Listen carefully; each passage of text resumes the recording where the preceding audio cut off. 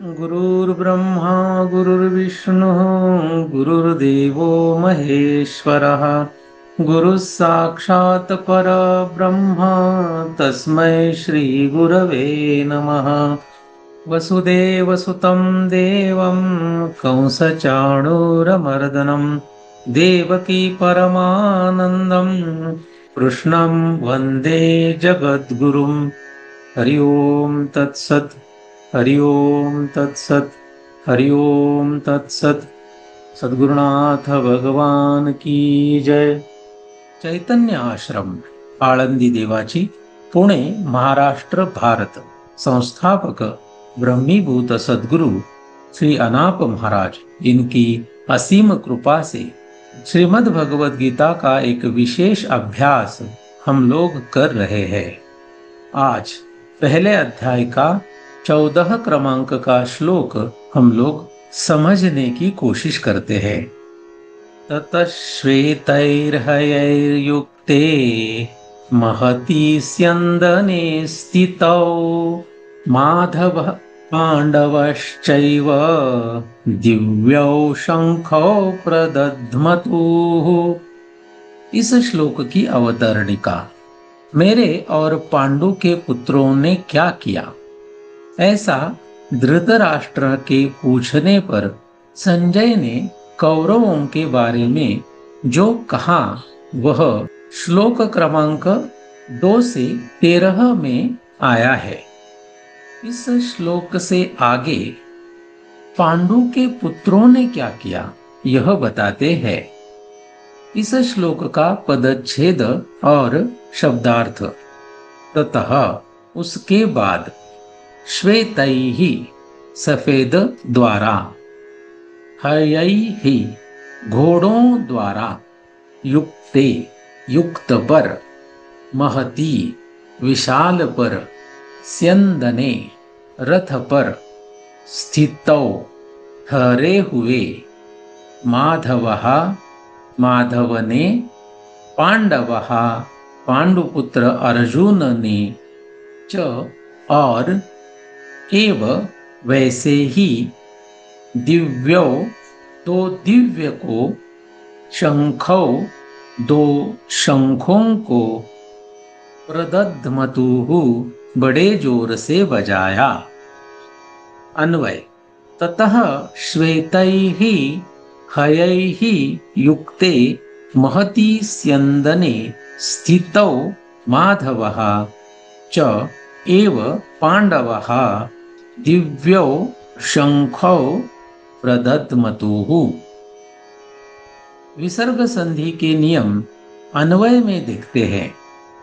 ततः इस शब्द के बाद श आने के कारण विसर्ग को हम लोग विसर्ग या फिर श हलंत लिख सकते हैं। श्वेतैहि, इसमें विसर्ग के बाद ह आने से विसर्ग का र हलंत होगा। वैसे ही हयैहि, इसके बाद य आने के कारण विसर्ग का र होगा। माधवः, इसके बाद च आने से विसर्ग का श हलंत होगा। पांडवः, इस शब्द के बाद द आने के कारण विसर्ग का उ होगा और अ अधिक उ ओ होकर यहाँ पर पांडवों ऐसा शब्द बनेगा। प्रदध्मतुः, इसमें विसर्ग के बाद अवसान होने के कारण विसर्ग को विसर्ग का ही आदेश होगा। अन्वयार्थ। उसके बाद सफेद घोड़ों द्वारा युक्त विशाल रथ पर ठहरे हुए माधव और वैसे ही पांडुपुत्र अर्जुन ने दो दिव्य शंखों को बड़े जोर से बजाया। सरल अर्थ। उसके बाद सफेद घोड़ों द्वारा युक्त विशाल रथ पर ठहरे हुए माधव और वैसे ही पांडुपुत्र अर्जुन ने दो दिव्य शंखों को बड़े जोर से बजाया। माधव श्री कृष्ण माने कि भगवान विष्णु का एक विशेषण, वह जिसने मधुवंश को प्रकट किया, लक्ष्मी या भाग्य का स्वामी। इस मधु विद्या के माध्यम से जो जानने योग्य है वह माधव है। श्वेत हय, त्रिलोक में भ्रमण कर सकते हैं ऐसे 100 दिव्य घोड़े चित्ररथ गंधर्व ने अर्जुन को दिए थे। इन्हीं में से 4 सुंदर और सुशिक्षित सफेद घोड़े अर्जुन के विशाल रथ को जूते हुए थे। भगवान श्री ज्ञानदेव महाराज जी ने इस श्लोक के ऊपर जो ओवियां लिखी है उनको देखते हैं। यहाँ पर 136 क्रमांक की ओवी का भी अर्थ फेंट कलर में दिखाया है। इसका कारण अगली जो ओवी है इससे उसका संबंध है। पिछले श्लोक में ही हम लोगों ने यह पार्ट देखा है, यह ओवी देखी है। ऐसा अद्भुत वाद्यों का नाद सुनकर ब्रह्मदेव भी व्याकुल हुए। आज प्रलय काल आ गया, ऐसे देवगण कहने लगे।